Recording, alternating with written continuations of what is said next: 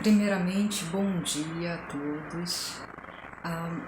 Bem, eu vou nesse vídeo comentar um pouquinho sobre um filme que eu assisti no fim de semana, que é o tal dos Jogos Vorazes, né? Se eu não me engano é um mito de cobras e pássaros, uma lei, um negócio assim, que eu assisti, tá?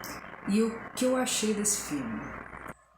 O que eu achei desse filme, somado com as impressões, comparações psicológicas. Ou seja, o que eu observei do filme e o que eu posso tirar daí sobre algum contexto psicológico, tá? Ok, podemos começar. Eu vou tentar fazer o vídeo de uma forma bem fluida, com associação de pensamentos, em vez de usar um roteiro fixo, né? Conforme eu for lembrando, eu vou comentando alguma coisa ou outra. Acho que fica uma coisa mais autêntica, mais natural, né? E tá ok. O filme começa, né, com... Atenção, se você não assistiu ainda, isso é spoiler. Assiste e depois lembra do meu vídeo, tá? Por favor. Ok. Tive que fechar a janela, os vizinhos todos já acordaram. Ok. Bem, o filme começa com um jovem, né, numa faculdade. Até então parece uma faculdade até comum, se a gente associar aos nossos dias atuais, né? Os alunos dedicados, mas já dá para se depreender uma certa hierarquia, né? Como assim? Já dá para perceber que eles pertencem a uma determinada classe social. Uma coisa interessante a observar nesse filme é que ele tem muitas comparações sutis com o nosso cotidiano, né? Ele tem muitas comparações sutis com a política, com o capitalismo, né? De certa forma muito sutil, né? É como se o escritor dessa obra, ou a escritora, eu nem pesquisei muito sobre o livro, tá? Eu estou me baseando só no filme. Tivesse querendo passar uma mensagem reflexiva acerca da nossa realidade. Porque o filme ele é tipo um simbólico da nossa realidade. Ele é tipo uma... Como Tolkien tentou passar através do Senhor dos Anéis a reflexo, comparando com a guerra que ele participou, né? O Tolkien, quem não sabe, ele participou de uma guerra mundial. Então ele meio que nessa época ele tentou criar uma obra que retratasse a experiência dele, mesmo que de maneira indireta, em contato com esse ambiente da guerra, né? Então o Senhor dos Anéis foi baseado, foi de certa forma, vamos dizer que a guerra serviu de terreno fértil aí para a criação do Senhor dos Anéis, né? E o Hobbit. E outras obras dele, né? Que eu não li. Como eu falei, eu sou muito autêntica, tá? Eu não tô aqui para hipocrisia. Eu falo mesmo o que eu leio e o que eu não leio, tá? Falo mesmo. Então, o que eu li foi o Senhor dos Anéis e o Hobbit. Eu tenho os filmes também. Então, vamos dizer que a guerra serviu aí de terreno fértil para ele usar a criatividade e criar essas duas obras, além de outras obras magníficas, certo? O contexto das raças, né? Do duelo, de poder, né? O anel do poder, o que que é? É uma simbologia do poder mundial, né? Você controlar outros povos, né? Será que esse não é o desejo subliminar de muitos países?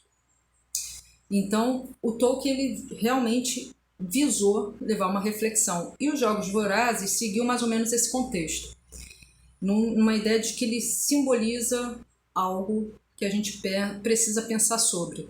Porque o que acontece? Conforme a gente vai vivendo os dias, trabalho, estudo, família, compromissos, né? A gente esquece um pouco de problematizar um pouco a nossa existência.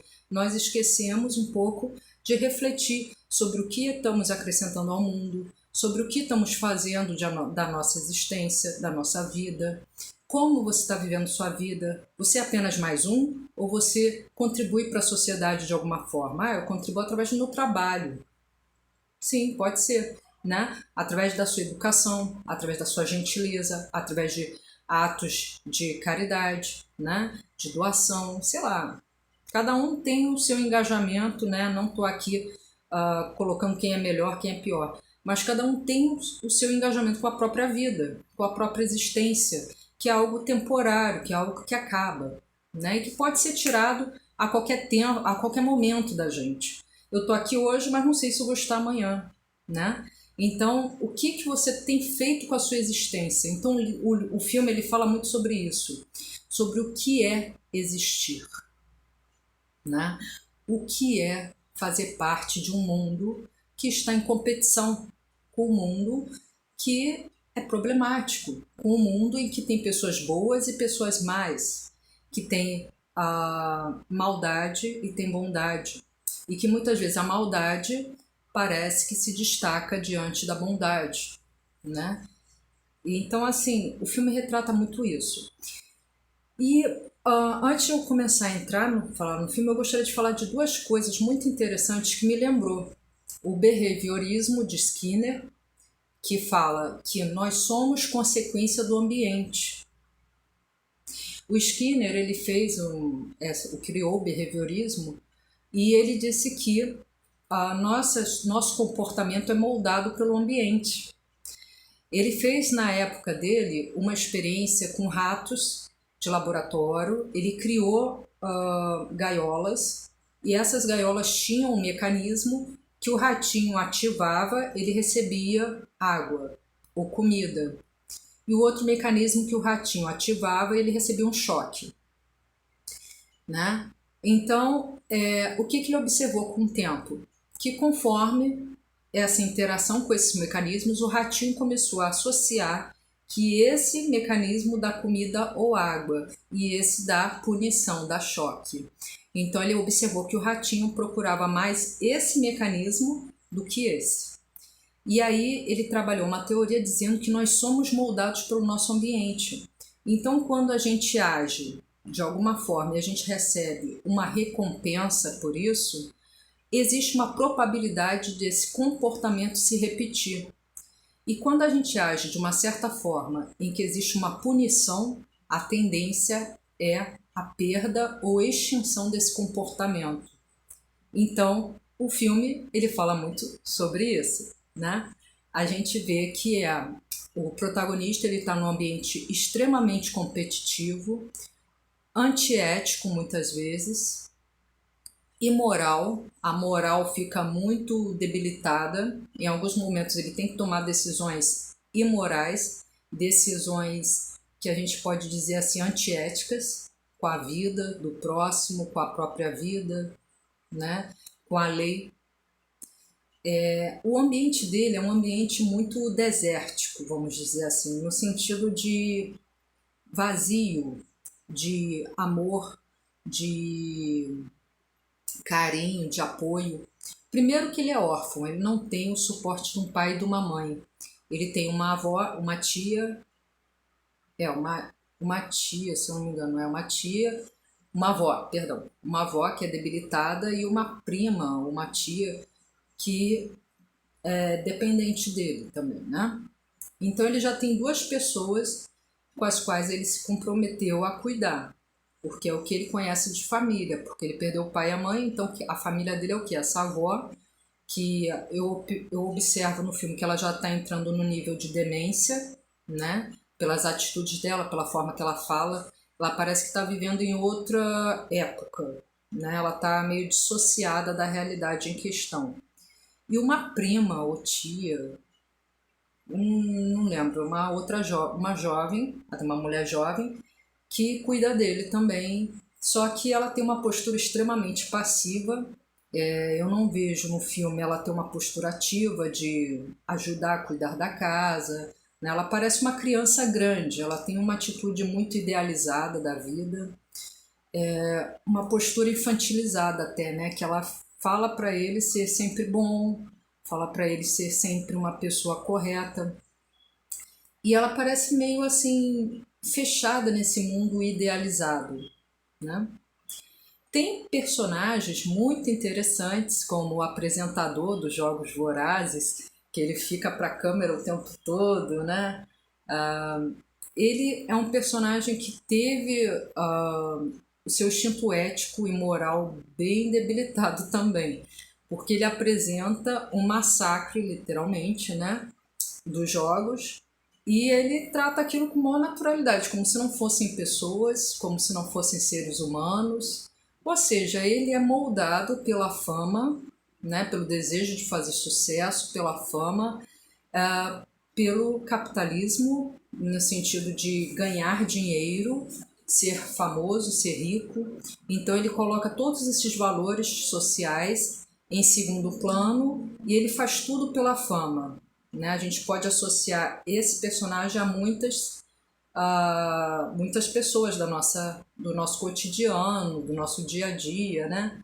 Que a gente vê aí pelo mundo, pessoas que botam dinheiro acima de tudo e que são antiéticas, que prejudicam outras pessoas, mas não estão nem aí, contanto que estejam num patamar mais elevado, né? Que tem uma fama.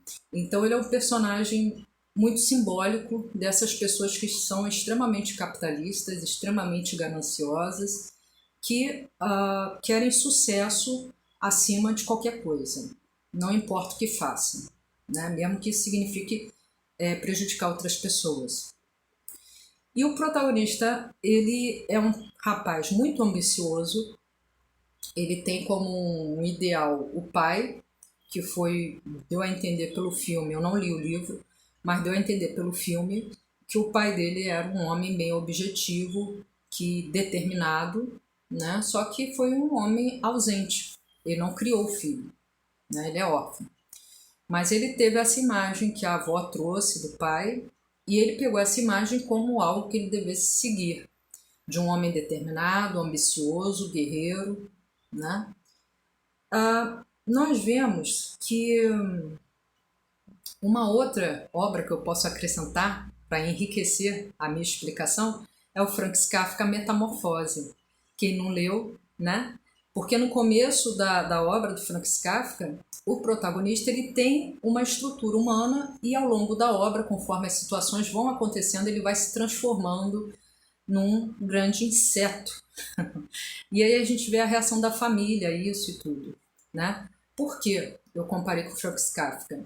Porque o protagonista também, ele começa com uma estrutura psicológica, emocional, física, e essa estrutura vai mudando ao longo do filme, conforme ele vai interagindo com esse ambiente, como Skinner fala, né? Esse ambiente que estimula algumas coisas e pune por outras. É o tempo todo isso, né? Ele é o tempo todo recompensado, uma recompensa pequena, mas que o motiva a ir por esse caminho, e punido o tempo todo. Reforço, punição, reforço, punição, né? E isso vai moldando o temperamento dele, isso vai moldando a personalidade dele, o caráter dele, que antes era um caráter bondoso, né, generoso, justo, começa a ser sufocado por uma realidade que estimula ele a ser mau caráter, a ele justamente porque o protagonista ele é exposto a situações extremas. E uma das coisas que na psicologia a gente pode chamar isso é o TEPT, transtorno de estresse pós-traumático. Pessoas, por exemplo, que passam por uma calamidade pública, por uma catástrofe, por guerra, situações extremas em que ele vê o deterioramento, a destruição da vida dele, do corpo dele, né? Um sofrimento extremo que faz com que a personalidade, o caráter dessa pessoa fique mude de certa forma. É tão forte que essa mudança é tão profunda, é um sofrimento tão forte que a mudança é profunda, né? E esse sujeito ele começa a mudar seu comportamento, ele começa a mudar sua percepção de mundo, que a gente vê isso no protagonista. Ele antes tinha uma perspectiva positiva da vida, uma perspectiva de justiça, que eu estudei, eu vou ganhar o meu prêmio, eu sou o melhor aluno, eu vou ganhar meu prêmio. E aí na primeira frustração dele foi qual? Ele foi lá ganhar o prêmio e negaram o prêmio a ele. Então ele entrou numa frustração profunda, porque ele precisava daquele prêmio para sair da pobreza, para sair da fome, né? A família dele estava numa situação degradante Então ele precisava ganhar esse prêmio para sair dessa situação. Ele, a prima e a avó. Né? Vou chamar de prima, gente. E aí, a primeira frustração, o primeiro estresse que ele é exposto é essa negação do prêmio, que ele batalhou 4 anos para ter. E aí, esses 4 anos ele não ganhou o que ele queria, o que ele batalhou tanto. Então foi a primeira frustração dele. A gente vê, o ator, ele representa muito bem, a gente vê uma frustração enorme representada no rosto dele, um sofrimento, ele arregala o olho, a gente vê aquele brilho no olhar de frustração, de angústia. E aí eles mudam, né, o caminho para chegar a esse prêmio. E ele se vê sem opções, porque ele precisa ajudar a família e ele precisa se ajudar, porque ele mesmo estava numa situação deplorável de fome. E isso a gente pode chamar para uma outra coisa, que são a pirâmide das necessidades de Maslow. O que acontece? O Maslow, ele criou uma pirâmide não, uns degraus de necessidades básicas. E a primeira necessidade que ele fala assim, o Maslow, ele fala que o ser humano ele é propício a se desenvolver da melhor forma possível, contanto que ele satisfaça essas necessidades básicas. E o primeiro degrau das necessidades Maslow é a de sobrevivência, que é a fome, é você saciar seu desejo de comida, de alimento, de água, né? Então, o primeiro degrau de Maslow, né, de Maslow é você satisfazer as suas necessidades básicas de alimentação, comida, água, né? É o primeiro degrau. E isso já é negado ao protagonista. Ele passa fome, a casa dele é uma sujeira só, é desorganizada, né? Ou seja, o primeiro degrau de Maslow, né, que foi um pesquisador também, um estudioso, ele fala que para o ser humano ser motivado para a vida, ele oferecer o melhor que tem para oferecer, ele tem que satisfazer esses 5 degraus de necessidade. O primeiro são as necessidades básicas. O segundo, necessidade de abrigo. Abrigo é o quê? De segurança. Você está num lugar seguro, que assegure sua integridade física, emocional. E isso também é negado ao protagonista, porque ele o tempo todo ele sofre agressões físicas e verbais, e ele não pode rebater, porque muitas vezes essas agressões verbais vêm de superiores, como professores, né, que a gente percebe que tem uma hierarquia. E se ele bater de frente com esses professores podem prejudicá-lo de alguma forma. Né? Depois vem a necessidade de afeto. A gente vê que ele não recebe afeto, né, a não ser da família, da avó e da prima. Né? Então, é necessidade de afeto. O mundo que ele vive não tem afeto, não tem amor, não tem, né? É só guiado por sentimentos negativos. Agressão, violência, ruindade, maldade, ambição, né?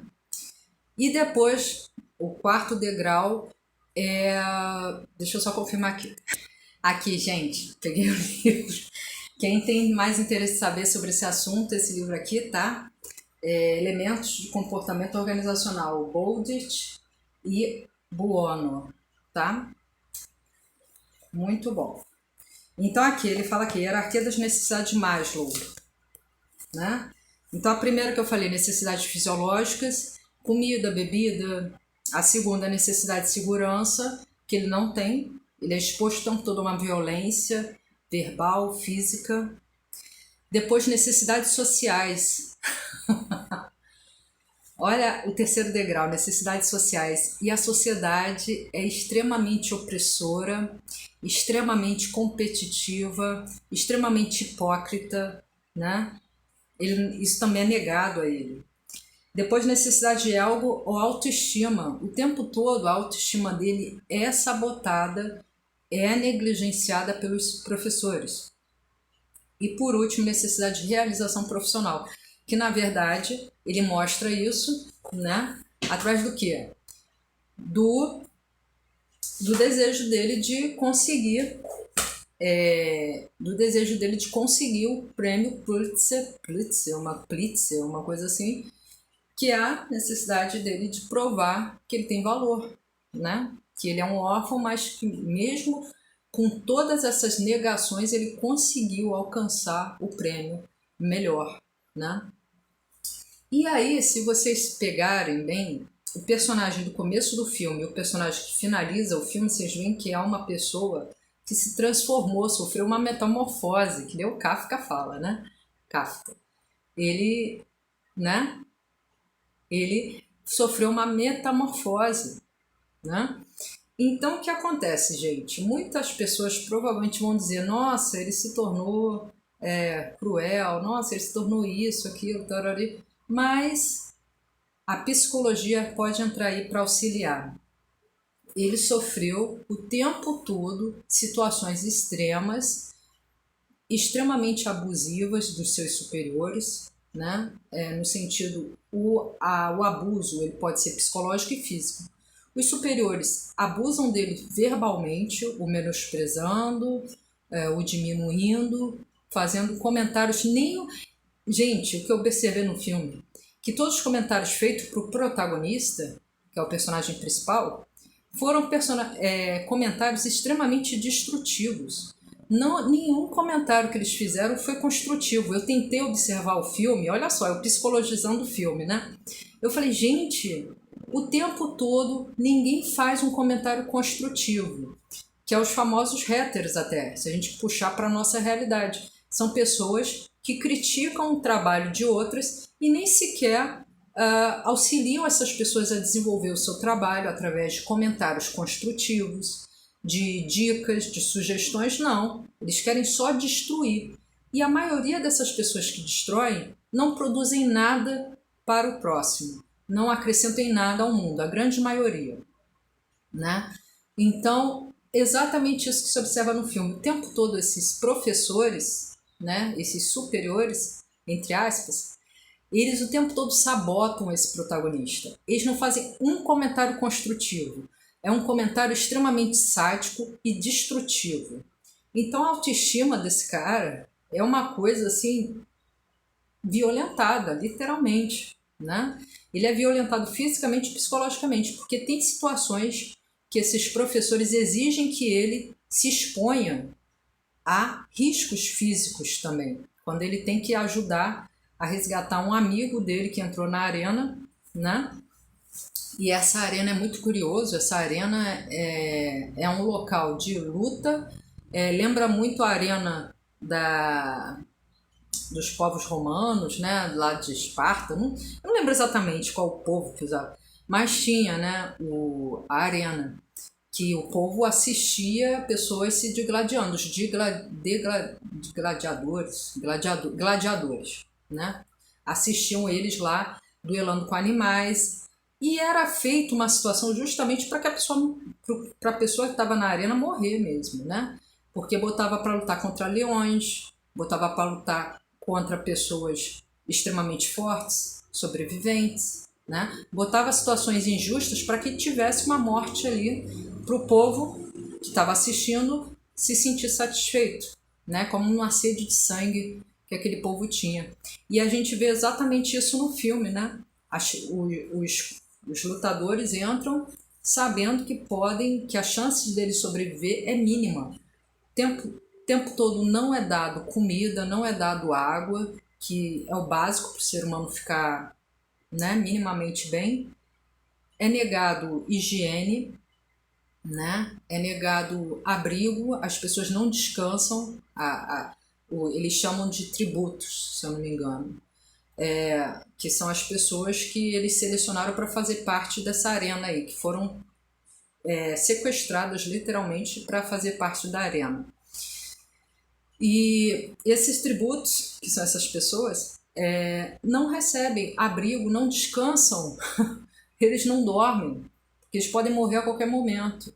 Então é uma situação de extremo estresse, né? E quem cuida deles, os mentores, quem cuida dessas pessoas que foram selecionadas para a arena, também sofrem tanto quanto o estresse, porque eles não querem perder, então eles têm que cuidar de alguma forma daquelas pessoas que estão ali na arena. E aí, o protagonista, ele tem uma característica ambiciosa. Desde o começo eu observei isso, ele é muito ambicioso. E toda essa situação árida ao redor dele estimula essa ambição, né? Estimula ele a ser ambicioso. E ele se torna ambicioso ao extremo que ele começa a fazer coisas socialmente inaceitáveis, como matar outras pessoas, né? Burlar as normas da arena, que ele dá comida para a menina, ele dá água, ele dá um potinho com veneno para ela, ele usa a estrutura da arena para ajudá-la no combate com outras pessoas, com outros lutadores, né? Então ele burla o sistema. E muita gente provavelmente ia dizer, esse cara era ruim desde o começo, ele só tinha carinha de bonzinho. Mas aí a gente pega o Skinner, behaviorismo. O ambiente, gente, o ambiente molda a gente também, tá? A psicologia afirma isso. Nós não somos só essência. Nós também somos moldados, nós sofremos muito influência do ambiente. Se eu estou num ambiente tranquilo, no shopping, sei lá, tomando um café numa praça de alimentação, eu vejo seguranças ali, eu vejo que é um ambiente fechado, de certa forma controlado, eu vou estar mais tranquila. Agora, se eu estou tomando esse mesmo café no meio de uma rua que está tendo um jogo de futebol, né, e as pessoas estão bebendo bastante, não tem quase policiamento, com certeza eu vou ficar mais apreensiva, no mínimo apreensiva, né? Então o ambiente influencia na nossa reação, ele influencia na nossa perspectiva, ele influencia no nosso humor, né? A gente fica mais apreensiva, a gente fica mais receoso. Se eu estou andando dentro do shopping vendo as lojas, eu estou ali tranquilona, porque eu sei que tem segurança, tem câmera para tudo quanto é lado, né? E tá tranquilo. Agora, se eu vou andar numa rua aberta, quase sem segurança, né? Eu não vejo quase proteção, vamos dizer assim. E tá deserta, e é 10 horas da noite, né? Com certeza, no mínimo, eu vou ficar, né? No mínimo, né? Uma sombra ali, né? Vai ficar com medo, vai ficar em alerta o tempo todo. Então, o ambiente influencia diretamente no sujeito. E esse jovem ele é exposto a um ambiente extremamente abrasivo, violento, né? E, ironicamente, eu achei que ele foi mais respeitado quando ele foi no final para o militar, né? Uma espécie de exército lá, militar. Eu achei que ele foi mais respeitado ali, porque ali tem um conjunto de regras, de disciplina, e se você passar dessas regras, você é punido, se você não passar, você é respeitado, né? Você é tratado de maneira coerente, né? Com o seu comportamento. Então ali, ironicamente, no militar, que geralmente a gente tem uma ideia de rigorosidade, né? Eu achei que ele foi mais respeitado do que antes, quando ele estava na faculdade, que tinham aqueles professores extremamente abusivos sobre ele, né?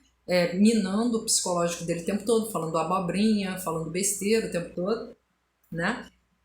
Eu achei que ele ficou mais seguro no exército do que na faculdade, né? E tirando que a garota que ele ajudou, ela não tem uma clareza, vamos falar um pouquinho dela, ela não tem uma clareza de comportamento, ela é muito astuta.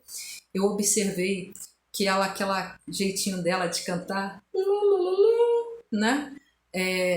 Ela escondia ali uma mulher extremamente astuta, inteligente, estratégica, né? Algumas vezes ela manipula ele, né? Muito sutil, né? Ela fala, me traz comida. E isso era uma regra que não podia ser quebrada. E aí ele vai e leva a comida para ela. Quer dizer, ela usa o próprio discurso dele, ela absorve esse discurso, retruca de uma forma que conquista ele e consegue manipulá-lo indiretamente, né? E isso é bem interessante, é uma pessoa estratégica e manipuladora, né? E no final, ela inclusive consegue prever o comportamento dele, né? Ela viu que toda essa situação fez com que ele mudasse. Então ela começa a observar, ela é muito de observar. Sabe aquelas pessoas que não falam quase nada e fica só olhando e fica ali tirando suas conclusões para ela? Ela não se manifesta totalmente. É uma personagem, eu digo que é uma personagem veio sinistro na minha cabeça, mas não é isso. É uma personagem interessante. É uma personagem misteriosa. Ela não se mostra totalmente. Ele é muito transparente aos sentimentos dele. Ele é autêntico o tempo todo. Ele mostra.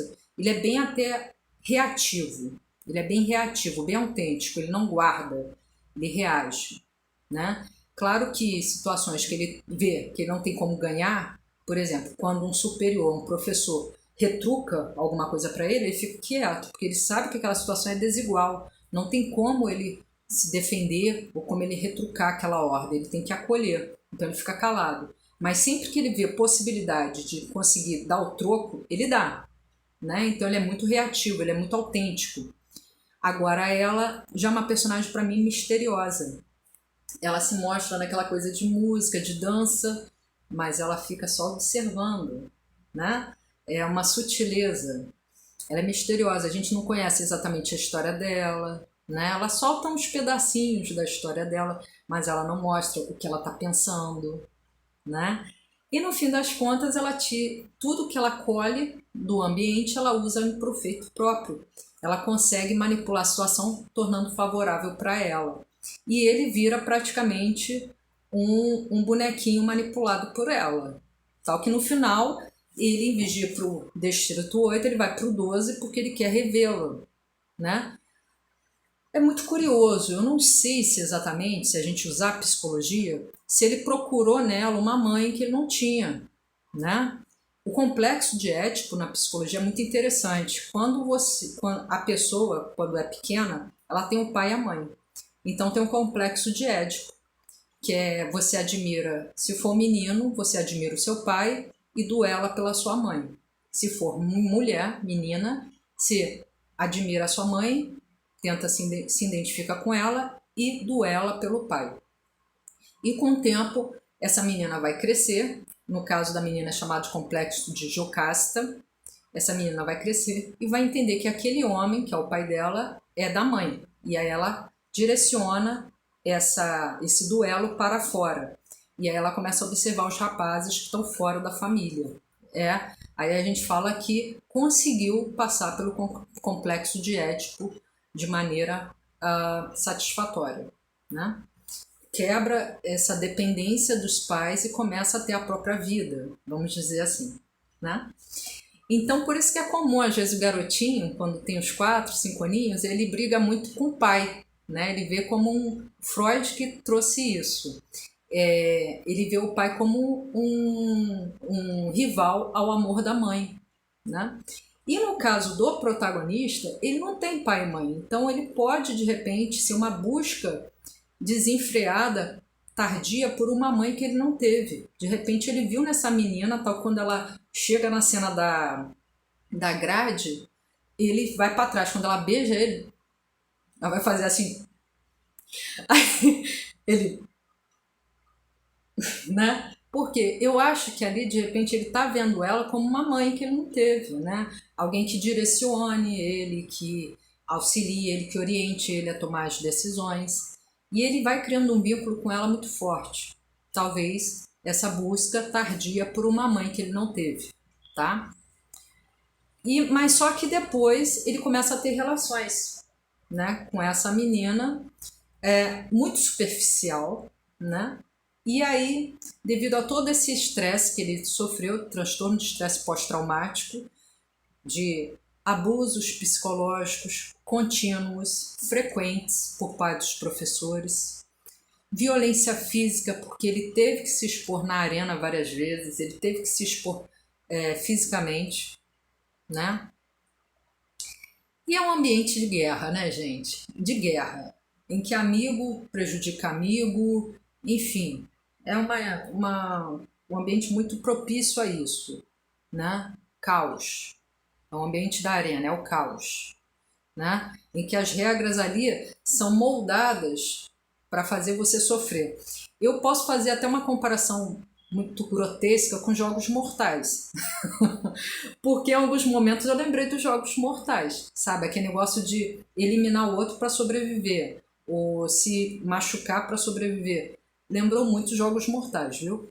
Então é um filme assim pesado, denso. Para quem não assistiu, é bem denso mesmo. É um filme que tem poucas partes de relaxamento. Eu digo que filmes de terror e de suspense, em que há muita degradação física dos personagens, martírio, sofrimento, eles costumam ter, não sei se vocês perceberam, eles costumam ter intervalos que a pessoa respira. Por exemplo, Sexta-feira 13, o Jason, né? Clássico. Tem cenas que ele vai lá e pá, né? Eu tô misturando com Psicose, mas tudo bem, esquece, né? Pegou a faca, tá, né?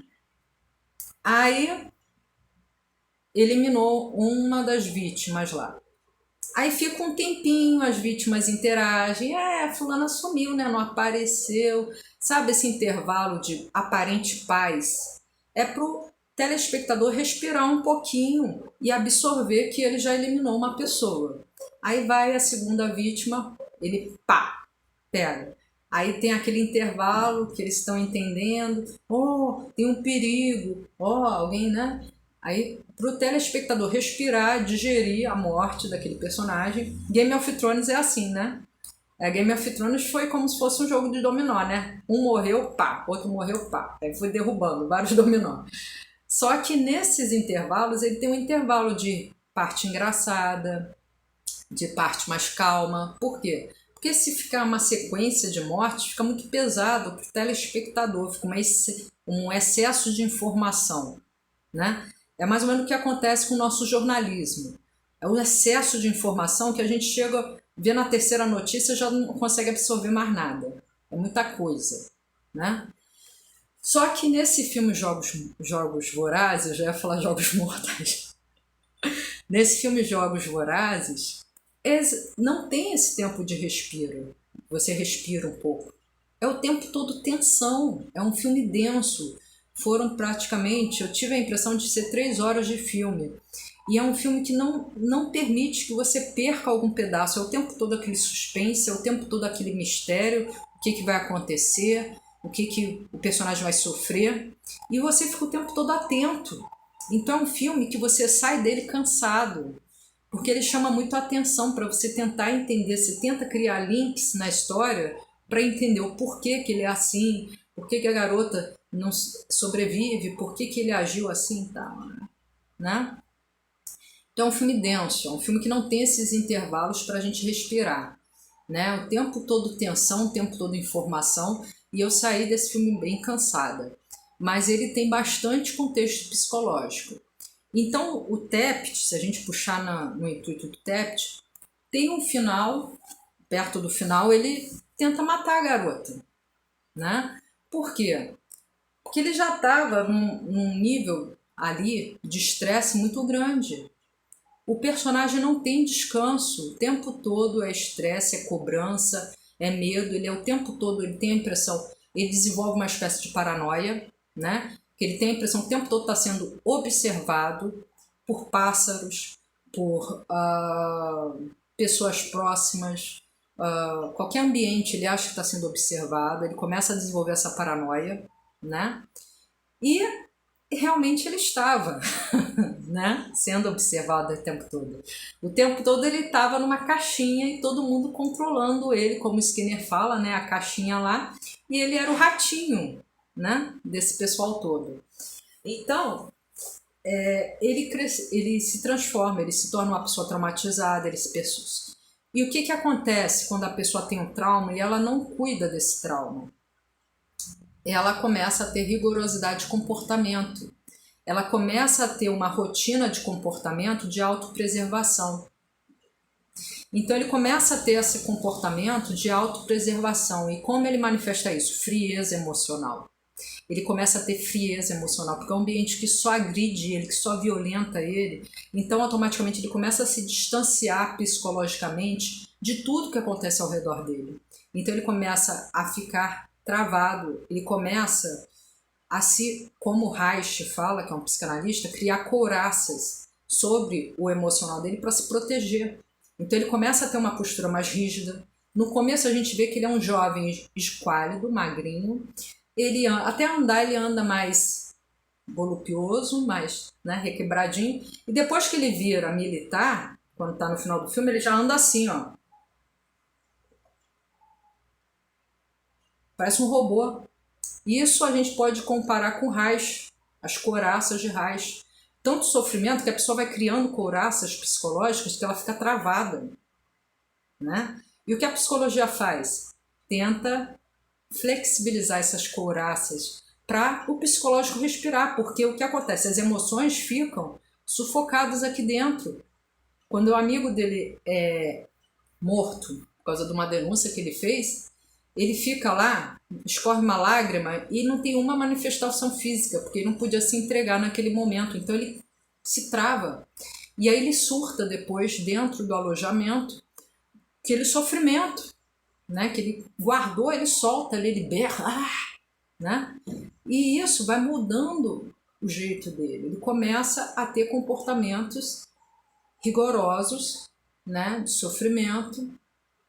Pessoas expostas ao sofrimento a longo prazo, a tendência é que elas criem uma frieza emocional, uma frieza física, né? Que elas, uma pessoa pode estar morrendo do lado dela, ela fica lá, né? Que ela já sofreu tanto que ela se trava, ela não se expõe mais, ela não expõe os próprios sentimentos para não sofrer mais. E é ele fica assim no final, né? Quando ele raspa o cabelinho, igual o meu, assim. Eu achei ele parecido com o Eminem no final, o Eminem. Ficou a cara do Eminem. Com todo respeito, gente. Ficou muito parecido. Ele tava todo travado, cara. Ele tava um robô já ali. E no final, então, quando ele bota... que ele volta pra família, né? Ele tá bem amadurecido no sentido de frieza, né? Ele tá praticamente um robô, um ciborgue. Tal que o anãozinho, ele bota veneno lá nas aguinhas lá e o anãozinho morre e ele deixa ali para morrer, ele nem faz questão de ver, né? Essa mosca aqui, tô falando como personagem, porque eu imagino que ele tenha pensado isso. Essa mosca aí que me atrapalhou, já foi.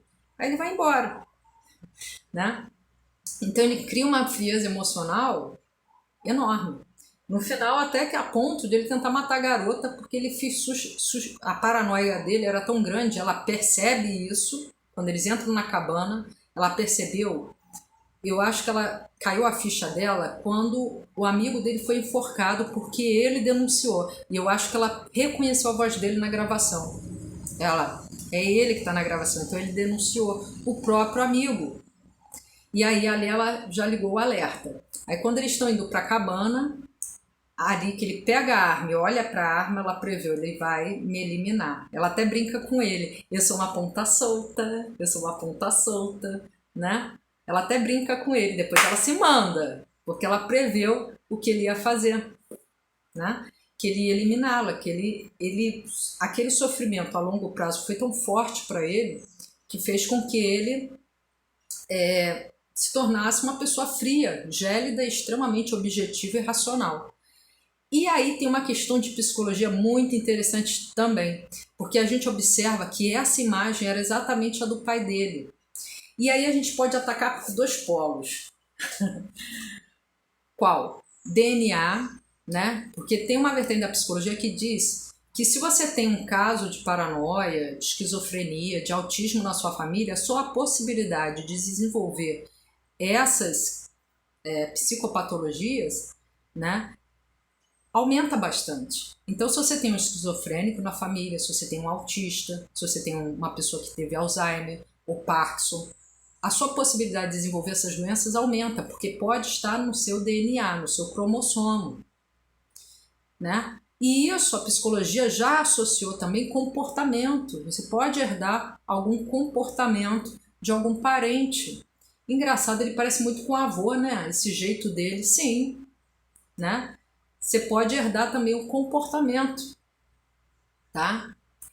E outra coisa, então a gente pode entender que ele ficou parecido com o pai no final por causa de um DNA, de uma herança genética, ou porque ele tinha um pai como exemplo a ser seguido e ele seguiu, como ele era bem focado, bem ambicioso, ele seguiu esse exemplo de uma maneira que nem olhou para o lado, sabe? Que nem o cavalo. Né? Então ele criou esse semideus, que foi essa imagem do pai, e ele seguiu essa imagem até o final, até virar o pai. Tal que a prima falava para ele assim, você não fica com esse olhar do seu pai não, tenta ser diferente. E no final ela fala, você tá com a cara do seu pai, você tá com o olhar do seu pai. Quer dizer, ele conseguiu atingir o ídolo dele, que era o pai. Então a gente pode ver duas vertentes aí pela psicologia, ou genética, ou que ele mesmo se determinou a ser daquele jeito. E uma coisa que posso contribuir também com a psicologia é: você pode moldar o seu comportamento, você pode moldar a sua perspectiva. Ah, Flávia, mas eu não consigo. Consegue. Nós conseguimos além do que a gente pensa. Geralmente nós nos negligenciamos, nós nos superestimamos. Mas sim, você pode ter outro comportamento, você pode ter outra perspectiva, você pode ter outra maneira de se vestir, de se comportar, de pensar. A essência, né, a TCC chama de essência, né, a personalidade central. É mais difícil de mudar, mas é possível, tá? Com muita terapia, com muito cuidado, com muito tratamento, assim, a pessoa trabalhar a crença nuclear dela. Isso é terapia cognitivo-comportamental. Ela pode mudar essa crença nuclear dela e pode mudar também as crenças, né, a perspectiva dela mais superficial. E esse filme mostra isso claramente, que ele era de um jeito e ele acaba de outro, né? Devido às situações, às circunstâncias, o ambiente, o tempo todo agindo em cima dele e ele agindo em cima desse ambiente. Essa troca desigual, que ele tinha que geralmente ser submisso, né? Mas que nem por isso ele deixou de conquistar o que ele tinha que conquistar. Então, sim, você pode mudar as suas crenças, seu modo de pensar e disso. E eu digo mais, quando mudar sua forma de pensar, de agir, etc. Quando você sente que não está feliz com a sua situação. Quando você está insatisfeito. A insatisfação é um ótimo motivador para a mudança. Às vezes, na dificuldade que a gente cresce mais, que a gente se desenvolve mais. Então, às vezes, na insatisfação, na frustração, que no caso desse jovem, a transformação dele começou exatamente quando negaram para ele o prêmio Pritzker, por ele ser o melhor aluno, mesmo sendo o melhor aluno, negaram para ele o prêmio. Então, aí, a primeira frustração foi o primeiro degrau para a mudança dele, né? E, a partir dali, essa mudança só se intensificou e ele se transformou, como o Kafka fala, metamorfose. Enfim, tá aí a minha contribuição, as minhas reflexões. Eu tentei usar a linguagem mais fácil possível, mais acessível possível, para vocês entenderem como é uma psicóloga vendo um filme que representa tão bem assim questões psicológicas maravilhosas. Podem comentar aí o que vocês acharam do filme. Flávia, eu concordo, eu não concordo, com muito respeito. Tá? A criança podem até discordar, claro, mas de uma maneira muito construtiva para a gente trocar informações. Isso é muito importante, né? E eu espero realmente que vocês tenham gostado, que tenha ficado uma linguagem acessível para vocês, que vocês tenham usufruído do que é ser uma psicóloga, observando personagens incríveis, como nesse filme. Todos os atores trabalharam muito bem, porque eu fiquei com raiva dos professores. Então, é sinal que os atores representaram bem seus personagens, né? Enfim, espero que tenham gostado. Um grande abraço a todos. Qualquer dúvida, podem comentar. É sempre um prazer gravar para vocês esses vídeos, com muita informação, tá? Tudo de bom para vocês. Boas mudanças em suas vidas. Valeu!